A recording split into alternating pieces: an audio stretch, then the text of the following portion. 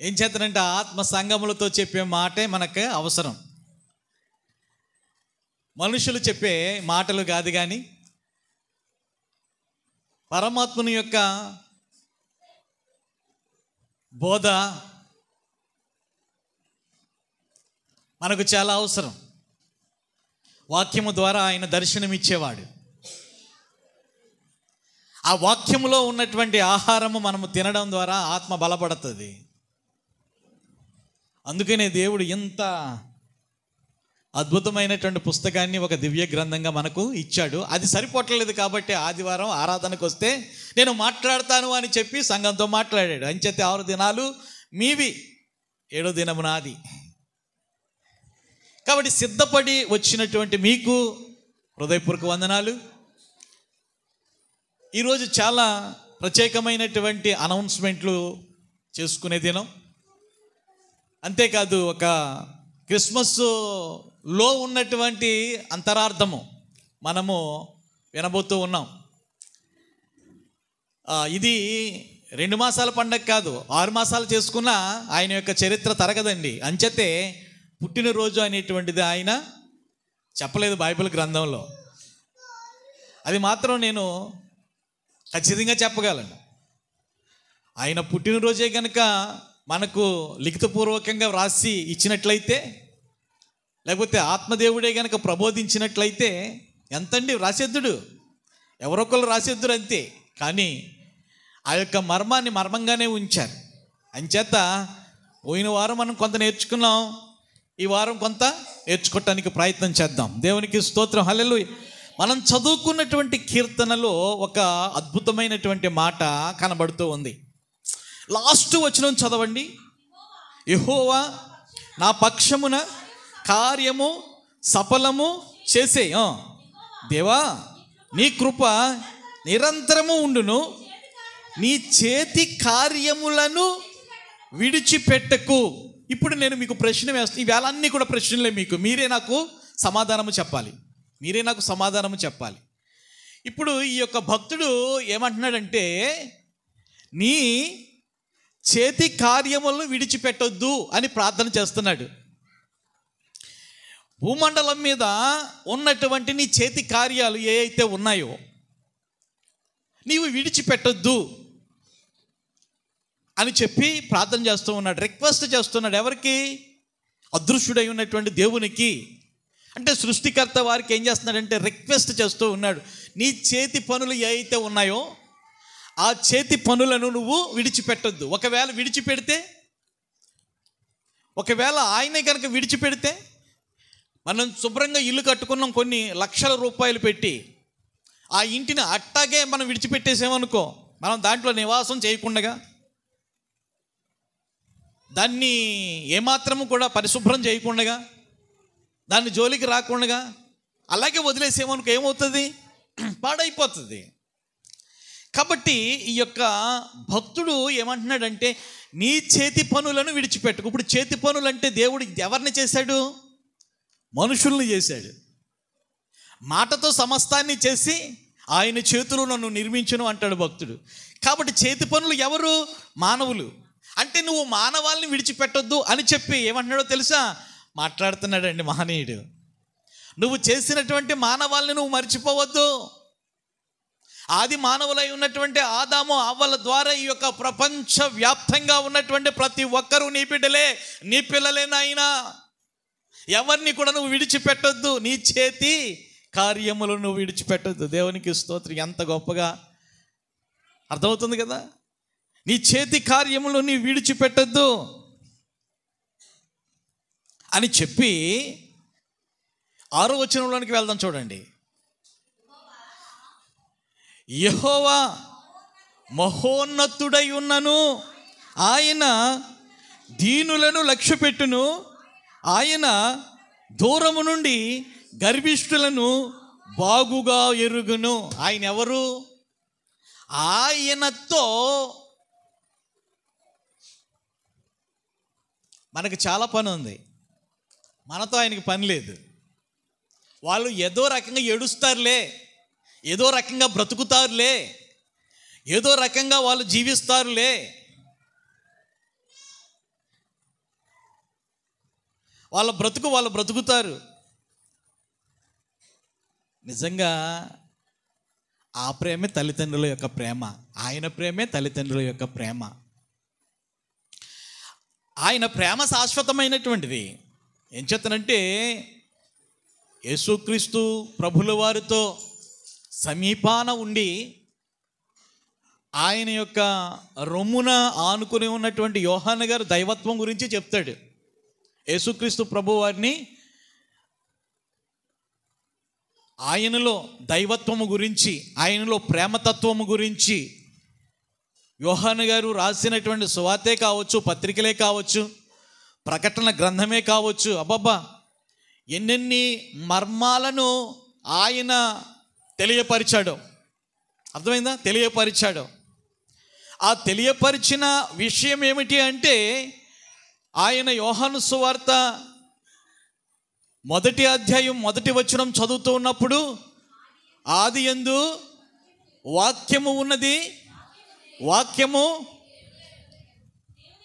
దేవుని యొద్ద ఉన్నది, వాక్యము దేవుడై ఉండెను. ఇది ఎంత అద్భుతమైనటువంటి మాట. అది మరలా 14వ వచనంలోకి వచ్చేసరికి, కృపా సత్య సంపూర్ణుడిగా మన మధ్య నివసించుచు ఉన్నది అని చెప్పి దేవుని యొక్క తత్వము గురించి ఆయన మాట్లాడుతూ ఉన్నాడు. దేవుని యొక్క ప్రేమ గురించి మాట్లాడుతూ ఉన్నాడు. భూమండలం మీదకి ఆయన ఎందుకు వచ్చాడంటే, ఆయన చేతి పనులై ఉన్నటువంటి మనుష్యులను రక్షించుట కొరకు. అంత తీర్చేశాడు అనమాట. ఆ మాటలో అంతగా పొందుపరిచాడు. దేవునికి స్తోత్రం. మర్చిపోయే దేవుడు కాదు, విడిచిపెట్టేవాడు కాదు. మనమైనా విడిచిపెట్టేస్తాం మన పిల్లల్ని. వాళ్ళు సరైనటువంటి రీతిలో నడవకపోతే, సరిగా మన యొక్క మాటకు విలువ ఇవ్వకపోతే మనం ఏం చేస్తామంటే విడిచిపెట్టేస్తాం. వాడికి బుద్ధి వచ్చినప్పుడే మారతాడులే అని చెప్పి. కానీ దేవుడు ఏం చేస్తున్నాడంటే విడిచిపెట్టేవాడు కాదు. సరైనటువంటి రీతిలో నా పిల్లలు నడవాలని చెప్పి న్యాయాధిపతులను పెట్టాడు. సరైనటువంటి రీతిలో నా పిల్లలు నడవాలి అని చెప్పి రాజులను పెట్టాడు. సరైనటువంటి రీతిలో నా పిల్లలు నడవాలి అని చెప్పి ప్రవక్తలను పెట్టాడు. సరైనటువంటి రీతిలో నా పిల్లలు నడవాలి అని చెప్పి తన ఏకైక కుమారుడైనటువంటి యేసుక్రీస్తు ప్రభుల వారిని ఈ లోకానికి పంపించినటువంటి ప్రేమమూర్తి. హల్లెలూయా. ప్రభునందు ప్రియమైనటువంటి వారులారా, గమనించండి. ఈరోజు నేను ప్రశ్నలు వేస్తూ ఉన్నాను. దేవునికి స్తోత్రం. హల్లెలూయా. మనిషికి మరణం ఎలా వచ్చింది? ఇది మొదటి ప్రశ్న. మనిషికి మరణం ఎలా వచ్చింది? ఆలోచన చేయండి. రెండవది, ఎవరి ద్వారా వచ్చింది ఈ మరణం? మనిషికి మరణం ఎలా వచ్చింది? రెండోది, ఎవరి ద్వారా వచ్చింది? ముందు ఎవరికి వచ్చింది? ముందు ఎవరికి వచ్చింది? ఎవరైనా మరణం నుండి తప్పించబడతారా? ఎవరైనా మరణం నుండి తప్పించబడతారా? పుట్టుట గిట్టుడు కొరకేనా? ఇదో ప్రశ్న. మనం పుట్టాం కదా, చచ్చిపోవటం కోసమేనా దేవుడు సృష్టిస్తా? తర్వాత మరణంతో మనిషి యొక్క ఆయుష్ ముగిసిపోతే దేవుడు అనేవాడు ఎందుకు? మరణంతో మనిషి యొక్క ఆయుష్ గనక ముగిసిపోతే ఇంకా మనిషికి దేవుడు ఎందుకు? తర్వాత దేవుడు ఎందుకు మనకు అవసరం? 7 ప్రశ్నలు వేశాను మీకు. ఈ 7 ప్రశ్నలు యేసయ్యని అడిగాను నేను. యేసయ్యని అడిగితే యేసయ్య అన్నాడు, ఆయన సమాధానం చెప్పలేదు నాకు. ఈ 7 ప్రశ్నలు దేవుడిని అడిగితే దేవుడు నాకు సమాధానం చెప్పలేదు. మనిషికి మరణం ఎలా వచ్చింది నాయన? ఎవరి ద్వారా వచ్చింది నాయన? ముందు ఎవరికి వచ్చింది నాయన? ఇలాగా ప్రశ్నల మీద ప్రశ్నలు వేస్తుంటే యేసయ్య నాకు సమాధానం చెప్పలేదు. మనిషిని చూపించాడు, పోయి ఆయన అడుక్కో అని చెప్పి. ఆ మనిషి గారు ఎవరో తెలుసా? ఆ భక్తుడు ఎవరో తెలుసా? అపోస్తులుడు అయినటువంటి పౌలు గారు. ఎంచేతనండి నేను ఆయనకి చెప్పాను అన్నీని. నా వాక్యములో ఉన్నటువంటి మర్మమై ఉన్నటువంటి విషయాలన్నీ కూడా ఆయనకే చెప్పాను. అంచేత ఆయన్ని అడుగు, నీకు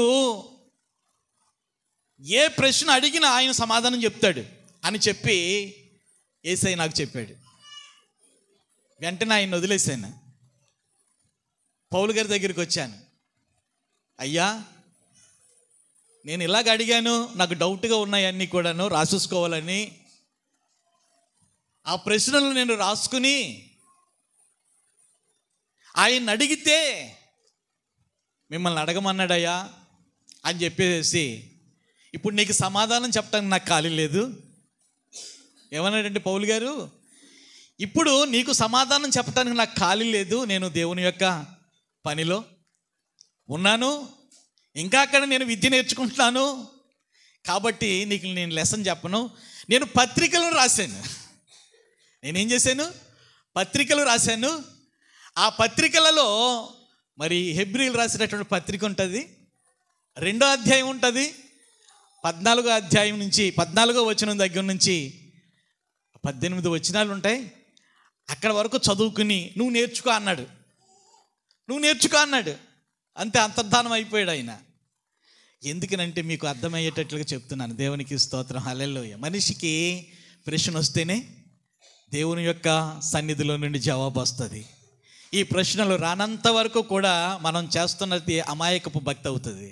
అర్థమైందా? అజ్ఞానంతో కూడినటువంటి భక్తి అవుతుంది. ఎవరో చెప్పింది మనం వినేస్తూ ఉన్నాం, కానీ విన్నది ఒక్కొక్కసారి అపార్థము చేయబడుతుంది. కానీ దేవుని యొక్క వాక్యములో నుంచి మనం నేర్చుకుంటున్నప్పుడు దేవుని యొక్క వాక్యం మనకి ఏం చేస్తుంది?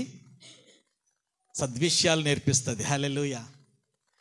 ఆ యొక్క నేర్చుకున్నటువంటి ఆత్మదేవుని యొక్క బోధ ఏదైతే ఉన్నదో అది మనకి సంతృప్తినిస్తుంది. అర్థమైందా? సంతృప్తినిస్తుంది, సంతోషాన్ని ఇస్తుంది, మహానందం. మహానందం. మనం ఏదైనా కొనుక్కుని ఆనందించే ఆనందం ఆ రోజుకుంటుంది అంతే, ఆ మర్నాడు మామూలే. ఓ భర్త ఒక భార్యకి ఒక నక్లీస్ కొన్నాడు అనుకుందాం, అది ఎంతవరకు ఉంటుంది అంటే ఆ రోజే నా భర్త నాకు మంచి నక్లీస్ కొన్నాడు, లేకపోతే మంచి చీర కొన్నాడు, మంచి కారు కొన్నాడు, మంచి బంగ్లా కట్టి, అంతవరకే. కానీ దేవుడే గనక మనకు బోధిస్తే, దేవుడే గనక మనకు చెప్తున్నట్లయితే ఆ సంతోషం అపరిమితంగా ఉంటుంది. దేవునికి స్తోత్రం. తీద్దామా? పౌలు గారు ఏమన్నారో హెబ్రీలు రాసినటువంటి పత్రిక 2వ అధ్యాయము 14-15 వచనాలు కలిసి ఉంటాయి. అక్కడి నుంచి 17 వచనాలు మనం చదువుకుందాం. నేను చదువుతున్నాను.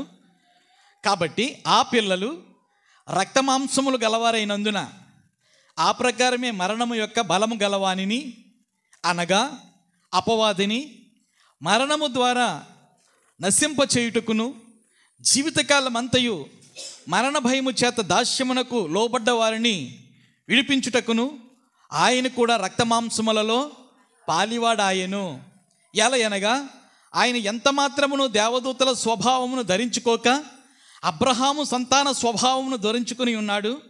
కావున ప్రజల పాపమునకు పరిహారము కలుగజేయుటకై దేవుని సంబంధమైన కార్యములలో కనికరమును నమ్మకమును గల ప్రధాన యాజకుడు నిమిత్తము అన్ని విషయములలో ఆయన తన సహోదరుల వంటివాడు కావలసి వచ్చెను. మనం చదువుకున్నటువంటి కీర్తనలో మహోన్నతుడైనటువంటి దేవుడే యేసుక్రీస్తు నాథుడు. దేవునికి స్తోత్రం, హల్లెలూయా. ఆయన చేతి పనులే ఈ యొక్క మానవులు. అంచేత ఈ యొక్క మానవాల్ని రక్షించుటకు క్రిస్మస్ దినాలలో ఆయన మానవాకారములో వచ్చాడు అని చెప్పి మనం అంటూ ఉంటాం కదా. దాని విషయంలో కొన్ని ప్రశ్నలు వస్తే ఆ ప్రశ్నలను నేను వెతికినప్పుడు ఈ యొక్క భాగంలో నాకు కనిపించాయండి. ఏమిటి కనిపించినప్పుడు, మనిషికి మరణం ఎలా వచ్చింది, మనిషికి మరణము ఎలా వచ్చింది, ఎలా వచ్చింది, ఎవరి ద్వారా వచ్చింది అంటలేదు, ఎలా వచ్చింది, మనిషికి మరణం ఎలా వచ్చింది, ఎలా వచ్చిందో తెలుసా? జీతంగా వచ్చింది. ఎలా వచ్చింది? జీతంగా వచ్చింది. మనిషికి మరణం ఎలా వచ్చింది? ఎవరి ద్వారా కాదు, ఎలా వచ్చింది అంటే ఒక జీతం ద్వారా వచ్చింది. ఇప్పుడు మనము ఒక ఆఫీసులో ఒక ఉద్యోగం చేస్తున్నాము అంటే వాళ్ళు బ్రతుకుతారు కదా, ఆ భార్య బిడ్డలు అందరూ కూడా బ్రతుకుతారు. ఒక యజమానుడికి ఉద్యోగం ఉన్నదంటే బ్రతుకుతారు. నువ్వు ఎలా బ్రతుకుతున్నావయ్యా అని ఎవరైనా అడిగితే నాకు జీతం వస్తుంది కదండి, ఆ జీతం డబ్బులతో మేము బ్రతుకుతున్నామని అంటారు. అంతే కదా. మేము అన్నం తింటున్నామండి నేను బ్రతుకుతున్నానని అంటారా?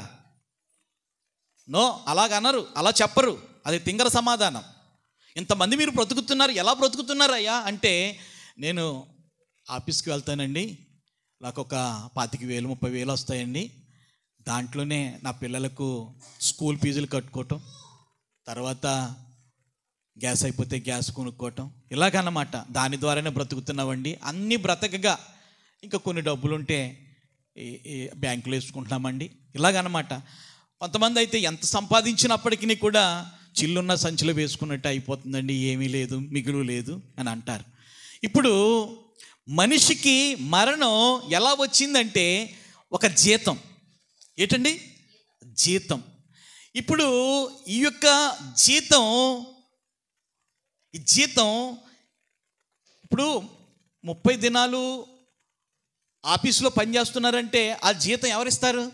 ఆ మనిషికి ఓనర్ ఉంటాడు కదా, యజమాని ఉంటాడు కదా, ఆ డిపార్ట్మెంట్కి సంబంధించినటువంటి యజమాని ఉంటాడు కదా, డైరెక్టర్. ఆ డైరెక్టర్ ఏం చేస్తాడంటే ఇస్తాడు. ఇప్పుడు ఈ మరణానికి డైరెక్టర్ ఉన్నాడు, అర్థమైందా? ఈ మరణానికి డైరెక్టర్ ఉన్నందువల్ల జీతం అనేటువంటిది మనం పుచ్చుకున్నాం. అర్థమైందా? మరణానికి ఏమి ఇచ్చాడంటే జీతం ఇచ్చాడు.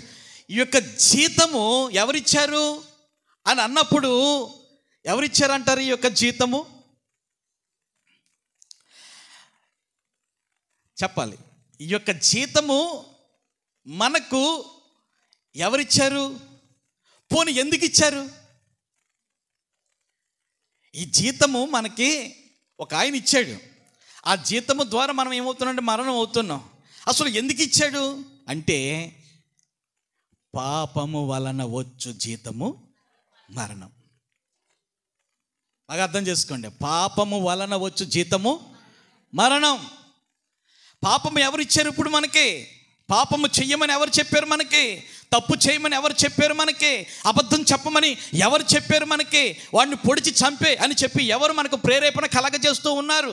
నీ యొక్క ఇష్టమైనటువంటి అందాన్ని నీకు ఇష్టం వచ్చినట్టుగా బ్రతుకు అని చెప్పి ఎవరు ప్రేరేపణ చేస్తూ ఉన్నారు? అర్థమవుతుందా? దేవుడు అంటున్నాడు నీ ఇష్టానుసారంగా కాదు బ్రతకటం, నీకు ఆత్మని ఇచ్చినటువంటి దేవుని యొక్క ఉద్దేశ ప్రకారముగా నువ్వు జీవించు, ఆయన కట్టడలను కంఠహారము వలె ధరించి నువ్వు బ్రతుకు, నువ్వు దీర్ఘాయుష్మంతుడు అవుతావు అని చెప్పి బైబిల్ చెప్తుంది.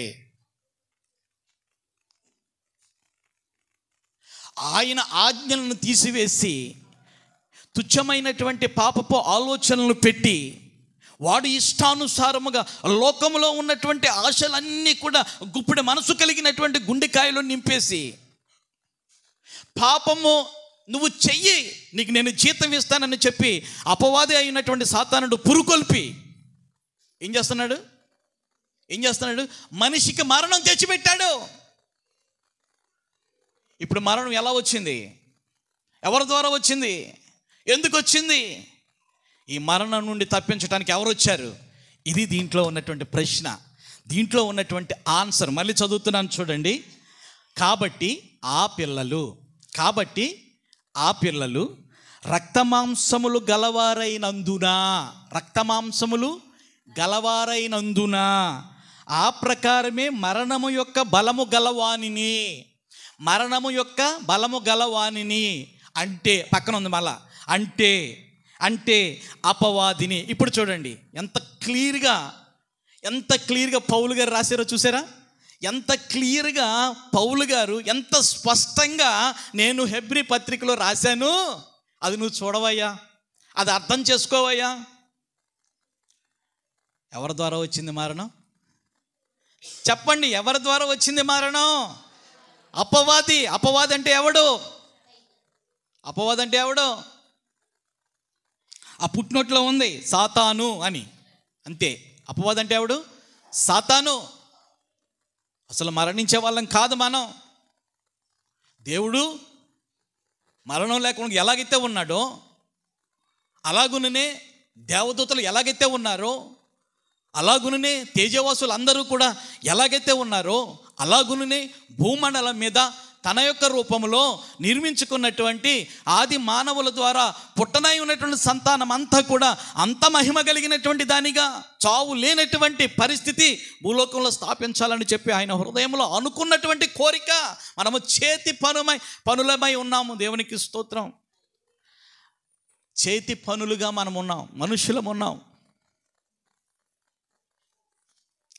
ఉఫ్ అంటే మనం కలగలా, అబ్రక దబ్రా అంటే కలగలేదు మనం.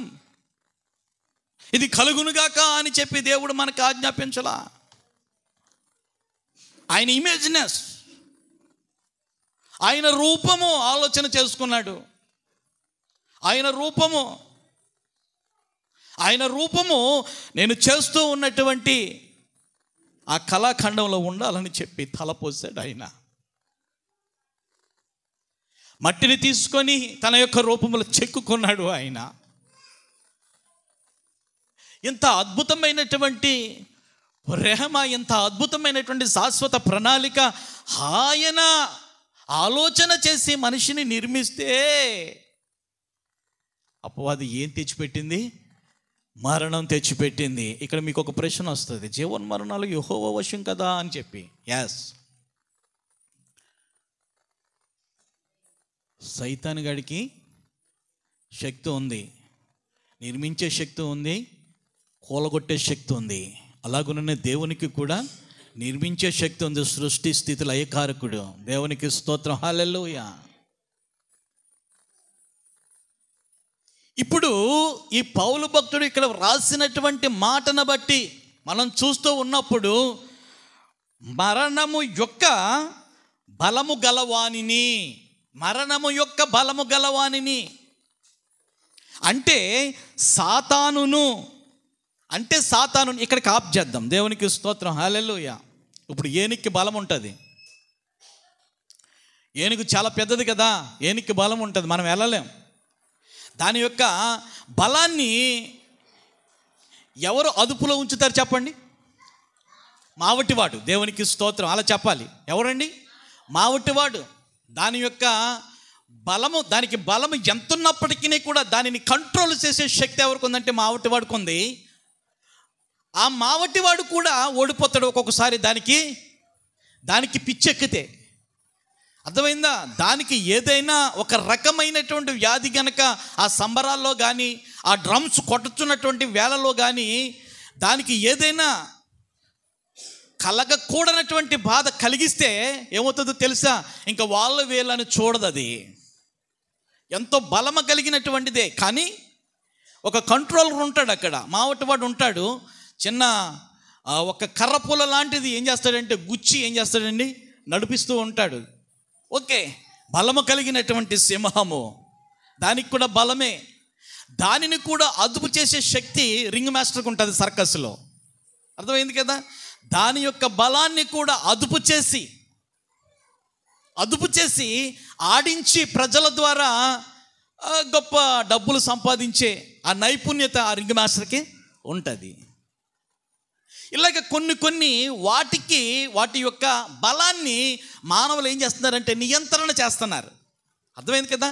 కొన్ని బలాలను ఏం చేస్తున్నారంటే నియంత్రణ చేస్తూ ఉన్నారు. అగ్నికి ఉన్నటువంటి బలాన్ని ఎవరు నియంత్రణ చేశారు తెలుసా? అగ్నికి కూడా బలం ఉంది. అది హెబ్రీ పత్రిక 11వ అధ్యాయంలో చదువుకుంటుంటే అగ్నికి కూడా బలం ఉంది. కానీ షడ్రకు మేషకు అబేద్నెగోలు ఏం చేశారో తెలుసా? ప్రార్థన ద్వారా దేవుణ్ణి రప్పించుకొని దాని బలాన్ని బలహీనంగా మార్చేసుకున్నారు. దేవునికి స్తోత్రం. హల్లెలూయా. ప్రభునందు ప్రియమైనటువంటి వారు చాలా జాగ్రత్తగా. అలాగే సంసోనుకు కూడా బలం ఉంది. ఇక్కడ మరణానికి బలం ఉందని చెప్తున్నాను నేను. ఇక్కడ మరణానికి ఉన్నటువంటి బలాన్ని ఈ లోకంలో ఎవరు దేనిని కంట్రోల్ చేసినా మరణాన్ని కంట్రోల్ చేసే శక్తి ఎవరికి లేదు. ఏ మిషన్కి లేదు, ఏ మందుకి లేదు, ఏ మెడిసిన్కి లేదు, ఏ మిషన్కి లేదు. ఏ దేశం వెళ్ళినా చచ్చిపోవాల్సిందే. అర్థమైందా? ఏం చేతనంటే మరణము యొక్క బలము అటువంటిది. మరణము యొక్క బలము అటువంటిది. 100 సంవత్సరాలు బ్రతికినా, 200 సంవత్సరాలు బ్రతికినా, దానికి మించి బ్రతికినా వచ్చేసింది మరణం. దేవుని యొక్క చేతి పనులుగా ఉన్నటువంటి మనిషికి మరణం వచ్చేసింది. ఎవరి ద్వారా వచ్చింది? అపవాది ద్వారా వచ్చింది, సాతాను ద్వారా వచ్చింది. అంచేత ఈ యొక్క మరణము తథ్యం, ఎవరికైనా తథ్యం, ఎవరికైనా తథ్యం. ఇప్పుడు ఈ లోకంలో సంసోను కంటే బలాఢ్యులు ఎవరు లేరు. ఆ బలము దేవుని యొక్క మహాకృప. దేంట్లో పెట్టాడు? జుట్టులో పెట్టాడు, వెంట్రుకల్లో పెట్టాడు. సంసోనికి దేంట్లో పెట్టాడు? వెంట్రుకలలో పెట్టాడు. ఆ వెంట్రుకలు కత్తిరించబడనంత వరకు కూడా నో ప్రాబ్లం అనేది లేదు. కానీ వెంట్రుకలు కట్ చేస్తే బలము పోయినట్టే కదా, బలము పోయినట్టే. ఆ బలమును బట్టి ఎంతమందినో చంపేశాడు, ఎన్ని వేల మందినో చంపేశాడు. అర్థమవుతుందా? అయితే ఇక్కడ నా ప్రశ్న ఏంటంటే, మరణము యొక్క బలము. ఇప్పుడు యేసుక్రీస్తు ప్రభువు వారు వచ్చింది మెయిన్ రీజన్ ఇదే, మెయిన్ రీజన్ ఇదండి. యేసుక్రీస్తు ప్రభువు వారు ఈ లోకానికి రావలసినటువంటి అగత్యము ఎందుకు ఏర్పడిందంటే మెయిన్ రీజన్ ఇది, మరణము లేకుండా చెయ్యాలని. అర్థమైంది కదా? మరణము లేకుండా ఈ యొక్క మరణములో ఆయన పిల్లలు కూడా ఏమైపోతున్నారు? బలైపోతున్నారు. అది ఇక్కడ ఏ పిల్లలు అటండి. కాబట్టి ఆ పిల్లలు ఇక్కడ బాగా ఇది గమనించాలి. ఆ పిల్లలు ఏ పిల్లలు? ఆయనకు సంబంధించినటువంటి పిల్లలు ఎవరో ఉన్నారు. ఆయనకు సంబంధించినటువంటి పిల్లలకు కూడా మరణం రాకూడదు. ఎవరి ద్వారా? అపవాది ద్వారా, సాతాను ద్వారా రాకూడదు. ఏం చేతనంటే దేవుడు పెట్టినటువంటి ఆత్మ ఆయనే ఆర్పాలి, ఆయనే తీయాలి. ఆయన ద్వారా మనం మరణం పొందాలి, ఆయన ద్వారా మనం నిద్రించాలి. కానీ ఆయన పిల్లలు కూడా ఏమైపోతున్నారంటే అపవాది ఇస్తూ ఉన్నటువంటి మరణానికి లోనైపోతున్నారంట. అది ఆయన ఆవేదన.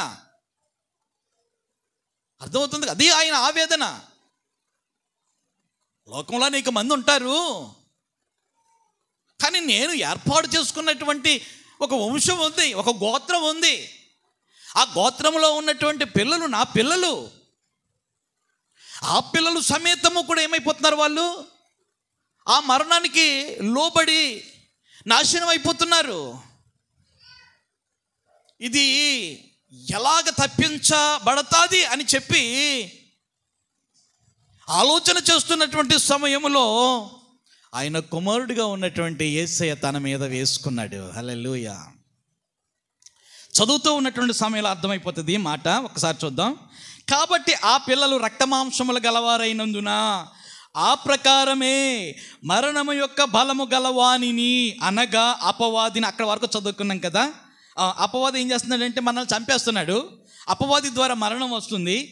తర్వాత మరణము ద్వారా నశింప చేయటానికి, మరణాన్ని రుచి చూపించాలని చెప్పి, అర్థమవుతుంది కదా, మరణము ద్వారా రుచి చూపించాలని చెప్పి జీవితకాలం అంతయు మరణానికి దాస్యము చేత లోబడ్డ వారిని విడిపించటానికి ఆయన కూడా అంటే ఎవరు? యేసుక్రీస్తు ప్రభుల వారు రక్త మాంసములలో పాలివాడాయను. అదండి ఆయన రావడానికి గల కారణం. నీకు ఇల్లు ఇస్తాడని కాదు, నీకు పొలం ఇస్తాడని కాదు, నీకు పెళ్లి చేస్తాడని కాదు, నీకు పిల్లలు ఇస్తాడని కాదు, నీ పాపం పోగొడతాడని కాదు, నీకు ఆరోగ్యం ఇస్తాడని కాదు, నీకు ఆశీర్వాదం ఇస్తాడని కాదు. నీ మీద ఘోరమైనటువంటి మరణం పడగిప్పి డ్యాన్స్ కాడుతుంది. అది నీకు తెలియటం లేదు. భక్తుడు అంటాడు, మరణం ఎక్కడుంది? బెత్తుడంత దూరంలో ఉంది. మనకిచ్చినటువంటి ఆయుష్ చాలా, ఆ దేవునితో సమానంగా బ్రతికే అంత ఆయుష్ ఇచ్చాడు దేవుడు. కానీ ఎవడు బ్రతుకుతున్నాడు? భక్తుని ద్వారా చెప్తూ ఉన్నాడు మళ్ళా పరిశుద్ధాత్మ దేవుడు. బెత్తుడంతా అంటే ఏంటి? ఒక విరేలు పసి వయసు, 2వ ఏలు యవనప్రాయం, 3వది కౌమార్యం, 4వది. ఈ 4 కాలాల్లో కూడా అపవాది ఏం చేస్తున్నాడు? మరణాన్ని తెచ్చి పెడుతున్నాడు. ఎంత భయంకరమైనటువంటిది అది, ఎంత భయంకరమైనటువంటిది అది. ఆ మరణము దశలో ఎవడైనా కనుక ఉన్నట్లయితే నన్ను రక్షించండి, నా కుమారుడు ఉన్నాడు ఇక్కడ, శివ డాక్టర్ ఉన్నాడు కదా, ఆఖరి క్షణాల్లో ఒక డాక్టర్ గారికి ఫోన్ చేసి,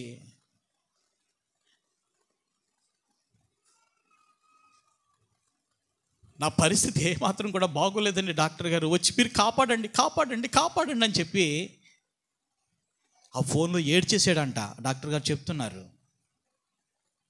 కరోనా కాలంలో, ఏ కాలం అది? కరోనా కాలంలో. అయ్యా నన్ను బయట పెట్టేశారు అయ్యా, నేను డాక్టర్ని, నేను చాలామందిని రక్షించాను అయ్యా, ఇప్పుడు నా ప్రాణం నాలో లేదు, మీరు వచ్చి ఆక్సిజన్ పెట్టి కొంచెం నన్ను రక్షించండి అయ్యా. రక్షించే సామర్థ్యం డాక్టర్ గారిలో ఉన్నప్పటికీ కూడా వచ్చే అవకాశం కరోనా ఇవ్వలేదు. కరోనా ఇవ్వలేదు. అరువులు చాచుకుని నువ్వు వస్తే నిన్ను కూడా మింగేస్తానని చెప్పి ప్రతి గుమ్మం దగ్గర అది కూర్చుని ఉంది. మరణదూత, జాగ్రత్త. మరణానికి మనం ఏమైపోయామంటే దాసులం అయిపోయాం. ఈ లోకంలో ప్రతి ఒక్కళ్ళు కూడాను ఎంత గొప్పగా మీరు చదువుకోవాలి. ఒక్కసారి చదివితే మీకు అర్థం కాదు, 10-15 సార్లు చదివితేనే ఈ యొక్క మాట అర్థమవుతుంది. ఇంటికి వెళ్ళిన తర్వాత బాగా బై హార్ట్ చేయండి. ఏమిటంటున్నాడంటే ఇక్కడ మళ్ళీ నేను చదువుతున్నాను. కాబట్టి ఆ పిల్లలు రక్త మాంసములు గలవారైనందున ఆ ప్రకారమే మరణము యొక్క బలము గలవానిని, అనగా అపవాదిని మరణము ద్వారా నశింపచేయటానికి జీవితకాలం అంతయు మరణ భయము చేత దాస్యమునకు లోబడ్డ వారిని విడిపించటానికి ఆయన కూడా రక్త మాంసములలో పాలివాడాయను. ఆదాము అవ్వల్లో రక్త మాంసములు ఉన్నాయా లేదా? అలాగునే ఆయన ఏర్పాటు చేసుకున్నటువంటి జనాంగమై ఉన్నటువంటి ఇశ్రాయేలీల్లో కూడా రక్త మాంసములు ఉన్నాయా లేవా? వాళ్ళు మనుషులే. అలాగునే దేవుని యొక్క దృష్టిలో 2 జనాంగాలండి. ఒకటి ఆయన ప్రజలు, రెండోది అన్యులు. అర్థమైందా? 2 జనాంగాలు ఆయన దృష్టిలో, దేవుని యొక్క దృష్టిలో. ఒకటి ఆయన జనాంగం, ఆయన పిల్లలు. రెండోది అపవాది పిల్లలు కాదు, అన్యులు. అంటే నన్ను ఎరగనటువంటి వారు అని అర్థం. దేవుని యొక్క ప్రేమతత్వం, దేవుని యొక్క దయాలుత్వం, దేవుని యొక్క రక్షణ తత్వం అర్థం చేసుకోలేనటువంటి వాళ్ళు అన్నమాట. దాంట్లో గొప్ప గొప్ప జ్ఞానులు ఉండొచ్చు, దాంట్లో చదువుకున్నటువంటి విద్యావేత్తలు ఉండొచ్చు, చాలామంది ఉండొచ్చు. కానీ వాళ్ళందరినీ కూడా దేవుడు ఏమంటున్నాడంటే అన్యులు అంటున్నాడు. కాబట్టి మరణము అనేది ఒక జీతంగా ఏం చేస్తున్నది? జీతంగా ఎవడిస్తున్నాడంటే సాతానుగాడు ఇస్తున్నాడు జీతం. దేని ద్వారా ఇస్తున్నాడంటే మనము అకృత్యాలు చేయటము ద్వారా. వాడు మనకు చెప్పుతూ ఉన్నటువంటి అకృత్యాలు, అబద్ధాలు ఆడటం, చెయ్యరానటువంటి నేరాలు చేయడం, యవ్వనస్తులు చాలా భయంకరమైనటువంటి పరిస్థితులకు దిగజారిపోవటం, ఇటువంటివన్నమాట. దేవుడు పరిశుద్ధుడు, వాళ్ళ యొక్క పిల్లలు కూడా పరిశుద్ధులుగా ఉండాలని చెప్పి దేవుడు కోరుకుంటున్నాడు. కానీ అపవాది పరమ అపవిత్రుడు. అర్థమైంది కదా? అపవాదిగాడు, సాతానుగాడు చాలా అపవిత్రుడు. అని చేత ఆ అపవిత్రమైనటువంటి కార్యాలు మానవలోకంలో ఉండాలి, మానవులలో ఉండాలి.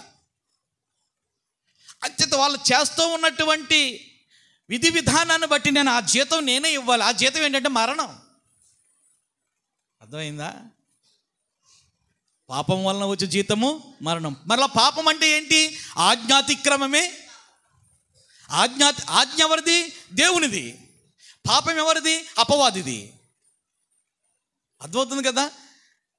ఆజ్ఞ అనేటువంటిది దేవునిది. నువ్వు అబద్ధం ఆడకూడదు, నువ్వు వ్యభిచరించకూడదు, నువ్వు దొంగతనం చేయకూడదు, నువ్వు నరహత్య చేయకూడదు. ఇవన్నీ కూడా ఆజ్ఞలవి. కానీ అపవాదం ఏం చేస్తున్నాడు? ఆ ఆజ్ఞను మీరేటట్లుగా, అంతే కదా, ఆజ్ఞను మీరేటట్లుగా. అందుకే కదా మరణం వచ్చింది. ఆదాము వాళ్ళకి అందుకే మరణం వచ్చింది. మరణం అంటే ఇక్కడ నేను చెప్తున్నాను ఏంటో తెలుసా? దేవుని నుండి ఎడబాటు. నువ్వు ఎంత డబ్బు ఉన్నప్పటికీ కూడా దేవుని నుండి ఎడబాటు అయ్యి నువ్వు పొందుకున్నటువంటి సంతోషమే కాదు, నీకున్నటువంటి ఆరోగ్యమే కాదు. హల్లెలూయా. దేవుని నుండి ఎడబాటు కలిగి దేవుని యొక్క సన్నిధి నుండి పారిపోయి నేను సుఖంగా ఉన్నాను, నా జీవితం చాలా సుఖంగా ఉంది, హ్యాపీగా ఉంది, నా పిల్లలు నో, అది సుఖమే కాదు, అది ఆరోగ్యమే కాదు, అది సంతోషమే కాదు. అలా అనుకున్నప్పుడు పేద లాజరు, మనం చదువుకుంటాం కదా, పేద లాజరు నిజంగా అతనికి ఉన్నటువంటి కురుపులు, అతనికి ఉన్నటువంటి ఆ పరిస్థితిని బట్టి దేవుని ఎంత కొనియాడాడో అది నిజమైనటువంటి సంతోషం. అంటే ఆ సంతోషము వల్ల ఎక్కడికి వెళ్ళిపోయాడు? దేవుని యొక్క సాన్నిధ్యానికి వెళ్ళిపోయాడు. ఆమేన్. అబ్రహాము రొమ్మును ఆనుకునే సాఫల్యత పొందుకున్నాడు ఆయన. మరి దేవుని యొక్క ప్రేమకు, దేవుని యొక్క సన్నిధికి, దేవుని యొక్క వాక్యానికి, దేవుని యొక్క సహవాసానికి దూరంగా నడుస్తూ ఉన్నటువంటి ధనవంతుని యొక్క పరిస్థితి ఏమైంది? అగ్నిగుండంలో, నరకంలో, చిట్ట చివరికి తాగటానికి నీరు కావాలంటే లాజర్నే చూస్తున్నాడు, లాజర్ను పంపించవా అని అడుగుతూ ఉన్నాడు. చాలా జాగ్రత్త సుమా, మరణం చాలా భయంకరమైనటువంటిది. మనం అనుకుంటాం ఈ లోకంలో చచ్చిపోవటమే కదా, ఆదాము వాళ్ళు చచ్చిపోలేదు కదా. లేదు, దేవుని యొక్క దృష్టిలో వాళ్ళు చచ్చిపోయారు అంతే. ఎడబాటు, మామూలు మరణం అయితే ఈ దేహము నుండి ఆత్మ ఎడబాటు. రెండవ మరణం ఉంది, రెండవ మరణం అది ఆత్మకు దేవునికి ఎడబాటు. చాలా ఘోరం, అది చాలా ఘోరం. ఆ మరణము దేవుని వశంలో ఉంది. ఆమేన్. అర్థమైంది కదా? ఆ మరణము ఆ సాతాను చేతిలో లేదు. ఇప్పుడు ఆ మరణానికి నడిపించటానికి సాతాను గడు ఏం చేస్తున్నాడో తెలుసా? ఆదాము అవల్ని కాటేసాడు. వాడు ఏం చేశాడు? కాటేశాడు. అబద్ధము చెప్పి నడిపించినటువంటి నడిపింపును బట్టి వారి ద్వారా ఏమొచ్చిందంటే మరణం అనేటువంటిది వచ్చింది. ఈ యొక్క మరణానికి మరణశిక్ష వెయ్యాలని చెప్పి ప్రభు అయినటువంటి యేసుక్రీస్తు వారు మానవునిగా ఈ లోకానికి పుట్టలేదు, వచ్చారు ఆయన. ఆమె ఏం చేశాడండి? రక్త మాంసములలో పాలివాడాయను, అంతే కదా, రక్త మాంసములలో పాలివాడాయను. హల్లెలూయా. ఆకాశ మహాకాశములు పట్టజాలన్నటువంటి మహోన్నతుడై ఉన్నటువంటి ఆ ఉన్నత మహోన్నతుడు ఈ మరియమ్మ గర్భములో రక్త మాంసములు గల వాణిగా ఒదిగిపోయాడు. ఏమైపోయాడండి? ఒదిగిపోయాడు.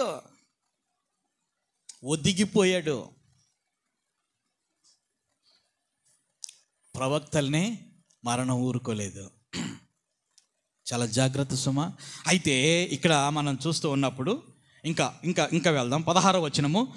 ఎలయనగా మరలా చెప్తున్నాడు, ఎందుకంటే ఆయన ఎంత మాత్రమును దేవదూతల స్వభావమును ధరించుకొనక అబ్రహాము సంతాన స్వభావమును ధరించుకొని ఉన్నాడు. ఈ మాట అర్థమైందా మీకు? ఈ మాట అర్థమైందా? ఇంకా తండ్రి అయినటువంటి యెహోవా గారు ఒక ఆప్షన్ ఇచ్చాడంట. బాబా, నేను ఆదాము గారిని చేశాను, లేకపోతే నీ చేతుల ద్వారా నిన్నే చేయమని అన్నాను, నువ్వు చేసావు, బాగానే ఉంది, వాళ్ళు మానవులు కదా, నువ్వు నా కుమారుడు రా ఇక్కడ అని చేత ఈ తేజవాసులు ఉన్నారు కదా, ఈ తేజవాసుల్లో నువ్వు ఏదో ఒక రూపం కలిగి ఒక మహిమగా నువ్వు వెళ్తే బాగుంటుందేమో అని నేను అనుకుంటున్నాను. ఒకవేళ తండ్రి అయినటువంటి దేవుడు ఆ ఆప్షన్ ఇచ్చాడేమో నేను అనుకుంటున్నాను. అప్పుడు ఆ డాడీతో, డాడీ వద్దు డాడీ, వాళ్ళందరూ కూడా మనుషులు కదా అని చేస్తాను, నేను మనిషిగానే వెళ్తాను,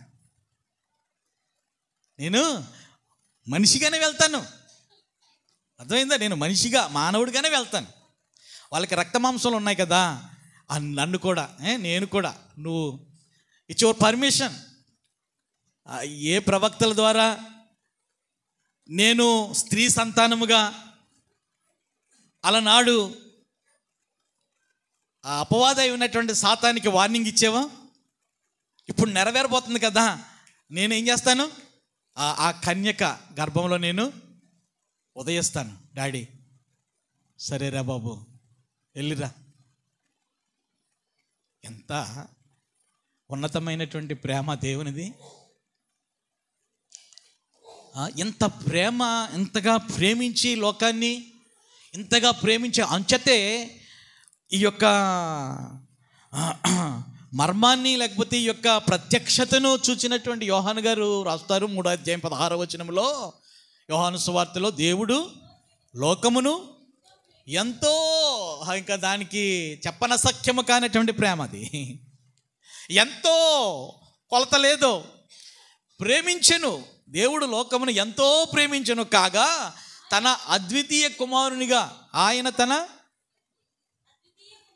అద్వితీయ కుమారునిగా పుట్టిన వాని యందు విశ్వాసముంచు ప్రతివాడు, చూడండి, ప్రతివాడు, ఆయన పిల్లలు లేదు, అపవాది పిల్లలు లేదు, ఈ లోకంలో రక్త మాంసములు కలిగినటువంటి ప్రతి ఒక్కరూ ఆయన్ను ప్రేమిస్తే నశింపక నిత్య జీవము అనుగ్రహించినట్లు ప్రభువారిని మనకి అనుగ్రహించెను. అర్థమైందా? ఆ మాటలో అంత అర్థం. యేసుక్రీస్తు ప్రభువారు ఎందుకు వచ్చారు మనకి? క్రిస్మస్ కేకు నేను పుట్టాను కాబట్టి తినండి రాయన, కొత్త బట్టలు కుట్టించుకుని ఎంజాయ్ చేయండి రాయన, అది పండుగ వాతావరణం అని చెప్పి మనం సంతోషాన్ని ఏం చేస్తున్నామంటే ఇతరులకు వ్యక్తపరుస్తున్నాం. మా దేవుడు ఇలాగో చేశాడు, ఇలాగ వచ్చాడు, దేవునికి స్తోత్రం, హల్లెలూయా. ఎలాగండి? ఇలాగా వచ్చాడు. ఇప్పుడు మరొకసారి 16వ వచనం చదువుదాం. ఏలయనగా ఆయన ఎంత మాత్రమును దేవదూతల స్వభావమును ధరించుకొనగా, దేవదూతలకు ఏముంటాయి? కొన్నింటికి 6 రెక్కలు, కొన్నింటికి 4 రెక్కలు, కొన్నింటికి 2 రెక్కలు. రెక్కలు కలిగినటువంటి వాడు రెక్కలను తెగ నరుక్కుని కదా, రెక్కలు లేనటువంటి వానిగా మానవ ఆకారములోనికి, రక్త మాంసములలోనికి మారిపోయి, రక్త మాంసములు కలిగినటువంటి మానవాళికి మాదిరిగా బ్రతకాలన్నటువంటి ఉద్దేశముతో మరణానికి వచ్చే జీతము ఇంక ఎవరు పుచ్చుకోకూడదు, చేస్తూ ఉన్నటువంటి సత్క్రియలను బట్టి పుచ్చుకునే జీతము నేను ఇస్తాను అని చెప్పి ఆయన వాని క్రియల చొప్పున ప్రతి వానికి ఇచ్చు జీతము నా దగ్గర ఉన్నది అని చెప్పి ఏం చేస్తున్నాడు తెలుసా? నేను పరిశుద్ధుడినై ఉన్నాను, మీరును పరిశుద్ధులై ఉండండి, నేను ఇస్తాను జీతము, మీరు మరణము వరకు నమ్మకము కలిగి జీవించండి అని చెప్పి ఏం చేశాడు ఆయన? ఎస్, అపవాది ఇచ్చే జీతం నీకు నిత్య అగ్నిగుండం, నేనిచ్చే జీతము నీకు నిత్య జీవం.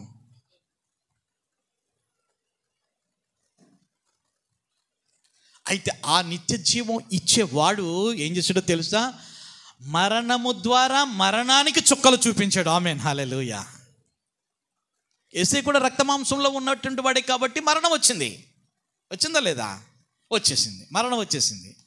మరలా ఆ మరణము వికటాట్టహాసం చేస్తుందంట. నేను ఎవరిని ఊరుకోలేదు, అవతార పురుషుల్ని ఎవరిని ఊరుకోలేదు, నిన్ను కూడా నేను ఊరుకోలేదు. నేను ఏం చేశాను? నిన్ను సిలువ మరణము వేసి దిక్కులేనటువంటి చావు చచ్చేలాగా నేనే చేశాను, నువ్వు చనిపోయావు.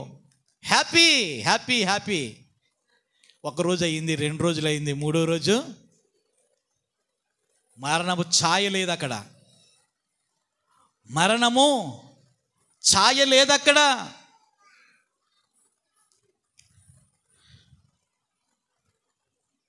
మరణము ఓడిపోయింది.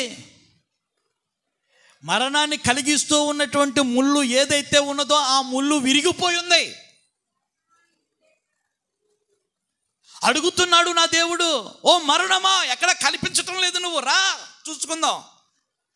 నా దగ్గర వికటాట్టహాసం చేసావు కదా, నువ్వు జడలు విప్పుకొని నిన్ను కూడా నేను చంపేస్తున్నాను అని చెప్పి అన్నావు కదా. చనిపోయినటువంటి వాడిని లేపినటువంటి వాడిని రా నేను. యాయేరు కుమార్తెను ఏం చేశాడు? లేపినటువంటి దేవుడు. పాడి మీద మోసుకుని పోతూ ఉన్నటువంటి విధవరాలి కుమారుణ్ణి లేపినటువంటి దేవుడు.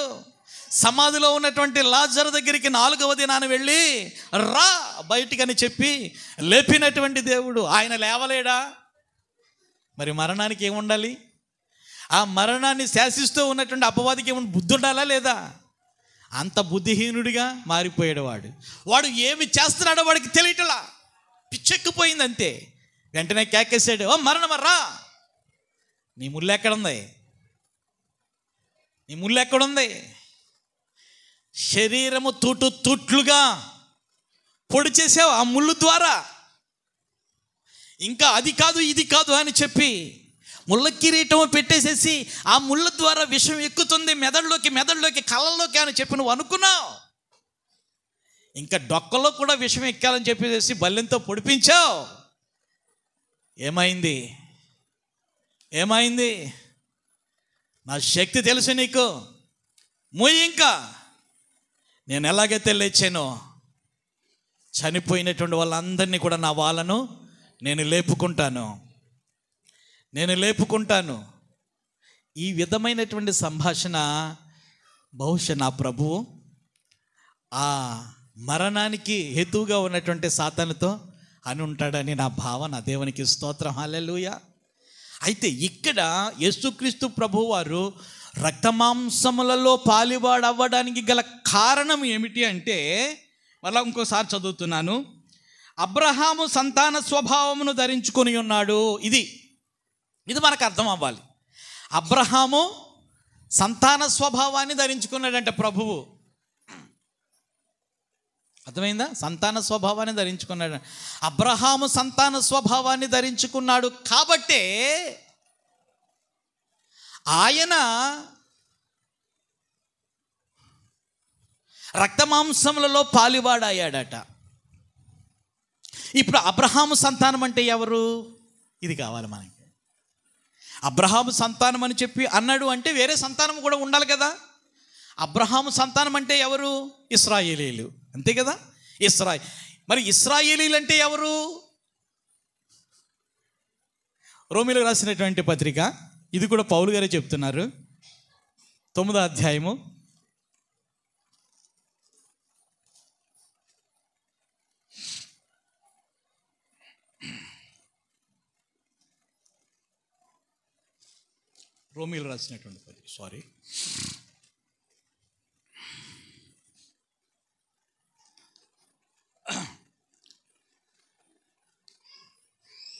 9వ అధ్యాయము 5వ వచనం దగ్గర నుంచి నేను చదువుతున్నాను. పితరులు వీరు వారు శరీరమును బట్టి క్రీస్తు వీరిలో పుట్టాడు. అర్థమవుతుంది కదా. పితరులు వీరి వారు శరీరమును బట్టి క్రీస్తు వీరిలో పుట్టెను. ఈయన సర్వాధికారి అయిన దేవుడై ఉండి పౌలు గారు చెప్తున్నారు, దేవుడు అంటే యేసయ్య ఎవరటండి? సర్వాధికారి అయి ఉన్న దేవుడు. సర్వాధికారం అంటే దేని మీద ఉంది అధికారం? ఉంది ఆయనకి. దేని మీద అధికారం ఉంది? సాతాను శక్తుల మీద కూడా అధికారం ఉంది, ప్రకృతి మీద కూడా అధికారం ఉంది, పాపములను క్షమించటంలో అధికారం ఉంది, చిట్ట చివరికి మరణం మీద కూడా అధికారము ఉంది. దేవునికి స్తోత్రం. అది సర్వాధికారము. సర్వాధికారి అయి ఉండి ఎక్కడ నిరంతరము స్తోత్రార్హుడై ఉన్నాడు. అందరూ చెప్పండి ఆమేన్. Very good, okay.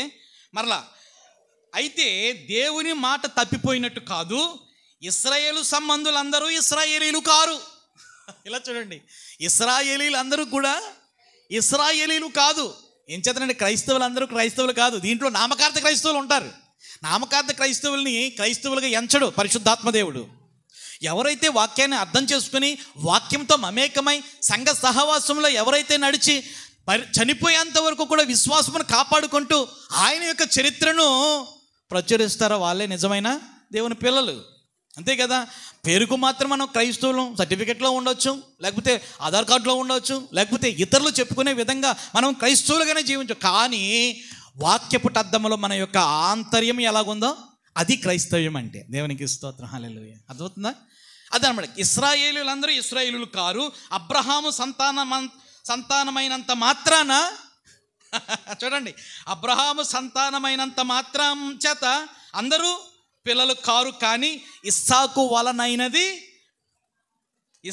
వలనైనది నీ సంతానము అనబడును, అనగా శరీర సంబంధులైన పిల్లలు దేవుని పిల్లలు కారు, కానీ వాగ్దాన సంబంధులైన పిల్లలు సంతానమని ఎంచబడుదురు. దేవునికి స్తోత్రం, హల్లెలూయా. ఇప్పుడు ఆ పిల్లలు అంటే అర్థం ఏంటంటే వాగ్దానము చేయబడినటువంటి పిల్లలు, యేసయ్య రక్తంలో కడగబడినటువంటి పిల్లలు, యేసయ్య వాక్యము చేత నింపబడినటువంటి పిల్లలు, యేసయ్య ఆరాధనలో మనస్ఫూర్తిగా ఆత్మతో సత్యంతో ఆరాధిస్తున్నటువంటి పిల్లలు. దేవునికి స్తోత్రం, హల్లెలూయా. ఈ పిల్లలు కూడా సాతానుగాడి యొక్క మరణం, సాతానుగాడి ఇచ్చే జీవితంలో ఇరుక్కుపోతున్నారు. అర్థమైందా? కొంతమంది భక్తులే వాళ్ళు పెద్ద పెద్ద ఉద్యోగాలు చేస్తూ ఉన్నప్పుడు లంచానికి ఏమైపోతున్నారు? బలైపోతున్నారు. లంచము, కబ్జాలు, అబద్ధాలు, మానభంగాలు, పేర్లు చూస్తున్నప్పుడు దైవ గ్రంథంలో ఉన్నటువంటి పేర్లే, వాళ్ళు కూడా రక్షణ పొందినటువంటి వారు. అయ్యో, అనేక చోట్ల పెద్ద పెద్ద ప్రార్థనలు పెట్టినటువంటి వారే, కానీ ఏమైపోతున్నారు? బలైపోతున్నారు. అంచేత ఇప్పుడు వచ్చేద్దాం చూడండి మన ఏప్రిల్ రాసినటువంటి పత్రికలోనికి. ఇప్పుడు ఆ పిల్లలంటే అర్థమైపోయింది కదా. అబ్రహాము సంతాన స్వభావమును ధరించుకుని ఉన్నాడు. దేవునికి స్తోత్రం. ఇప్పుడు ఇశ్రాయేలీలు కూడా, దేవుని పిల్లలు కూడా రక్తమాంసములు కలిగి ఉన్నారు కాబట్టి రక్తమాంసములు కలిగినటువంటి వారికి రక్తమాంసములు కలిగినటువంటి వానిగా నా యేసయ్య మరియమ్మ గర్భములో ఒదిగిపోయాడు. ఆమేన్. అర్థమైంది కదా, ఒదిగిపోయాడు. శరీరము ధరించుకున్నటువంటి వానిగా, ఎలాగా? శరీరము ధరించుకున్నటువంటి వానిగా వచ్చాడంట. ఉన్నవాడే వస్తాడు. ఆయన ఒకప్పుడు ఉన్నటువంటి వాడు. ఇదేంటండి మా దేవుళ్ళు అయితే ఎప్పటి నుంచో ఉన్నటువంటి వాళ్ళు మొన్న అని చెప్పేస్తారు. లేదండి, మొన్న దేవుడు కాదు, ఉన్నవాడు ఈయన. ఎప్పుడూ ఉన్నవాడు, ఎప్పుడూ ఉండేవాడు. ఆమేన్. అటువంటి వాడు మానవులందరినీ కూడా రక్షించటానికి రక్తమాంసములలో పాలివాడిగా మారి 2000 సంవత్సరాల క్రిందట బెత్లెహేములో ఏం చేశాడు? ఎక్కడ పుట్టాడు? బెత్లెహేములో. అమ్మా మళ్ళీ చెప్పండి. రక్తమాంసములు కలిగినటువంటి వానిగా బెత్లెహేములో ఎక్కడ పుట్టాడు? పశువుల పాక చూపిస్తే నేను ఇప్పుడే 500 ఇస్తాను మీకు. పశువుల పాక కనుక చూపిస్తే, బైబిల్ గ్రంథాలు ఎక్కడైనా సరే పశువుల పాక కనుక చూపిస్తే 500 ఇస్తాను. ఈ బైబిల్లో ఉందా? సత్రములో చోటు లేనందున తొట్టిలో పరుండబెట్టిన, అంతే కదా. అది పెద్ద సత్రం. అందరూ వచ్చి దాంట్లోనే ఒదిగిపోయారు, వేరే చోట లేరు. అయితే వాళ్ళు దూరం నుండి ప్రయాణం చేసి వస్తూ ఉన్నటువంటి ఒంటెలు కానీ, గాడిదలు కానీ, ఈ ఎద్దులు కానీ కట్టుకోవటానికి ఆ సత్రంలోనే పెద్ద సావిడి ఉంటుంది, చాలా పెద్ద సావిడి. ఆ చావిడిలో ఇవన్నీ కూడా కట్టబడ్డాయి. తెచ్చుకున్నటువంటి గడ్డి పరికలు వేయటానికి తొట్లు ఉంటాయి కదా, ఆ తొట్టుల్లో అలా ఉంటున్నటువంటి సమయంలో మరి దేవుని యొక్క మహాకృపను బట్టి ఒక తొట్టి ఖాళీగా ఉంది. ఆ తొట్టిలో ఏం చేసిందంటే మరియమ్మ పడుండబెట్టింది. అది ఆనవాలు చెప్తుంది దేవదూత. ఆమేన్.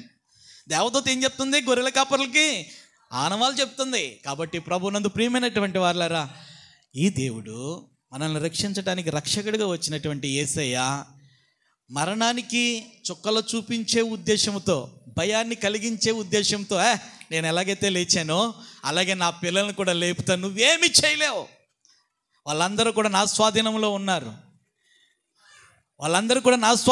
ఉన్నారు, వాళ్ళందరినీ కూడా తప్పించి రక్షించి అసలైనటువంటి నిత్య జీవం ఇవ్వడానికి నేనే సమర్థుడిని. ఎంతవరకు నువ్వు మోసం చేస్తావు, ఇంకా నీ మోసంలో ఎవరు పడరు సతనా అని చెప్పి ఈ లోకాన్ని రక్షించడానికి లోకరక్షకుడిగా ఉద్భవించినటువంటి వాడే మన దేవుడు. దేవునికి స్తోత్రం. ప్రభునందు ప్రియమైనటువంటి వాళ్ళరా, ఈ దేవుడు సర్వాధికారి, సర్వశక్తిమంతుడు, ఆలోచనకర్త. ఇటువంటి దేవుణ్ణి మనము మన బ్రతుకు సరిపోదు, లేకపోతే మన యొక్క సంతోషం, మన యొక్క బలం కూడా సరిపోదు, లేకపోతే 1 గంట 2 గంటలు మనం ఆరాధన చేసేది కూడా సరిపోదు. అర్థమవుతుంది కదా. ఇటువంటి మహోన్నతుని యొక్క మహాగాథ 2 నెలల్లో చెప్పుకోవటానికి, 6 మాసాల్లో చెప్పుకోవటానికి తరిగేది కాదు, అయిపోయేది కాదు. అందుకనే 25వ దినమని చెప్పి, డిసెంబర్ 25వ దినమని చెప్పి బైబిల్ గ్రంథంలో రాయబడలేదు.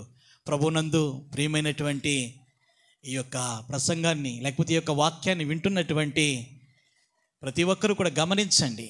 మన దేవుని యొక్క శక్తి, మన దేవుని యొక్క ప్రేమ, మన దేవుని యొక్క కృప ఈ లోకంలో ఉన్నటువంటి మానవాళి కోసం ఎంత తాపత్రయపడి ఆయన చేతి పని అయినటువంటి మనుషులందరినీ కూడా రక్షించడానికి మానవాకారంగా వచ్చాడమ్మా. అంచేత మనుషుల చేత చేయబడ్డ దేవుడు కాదు ఈయన.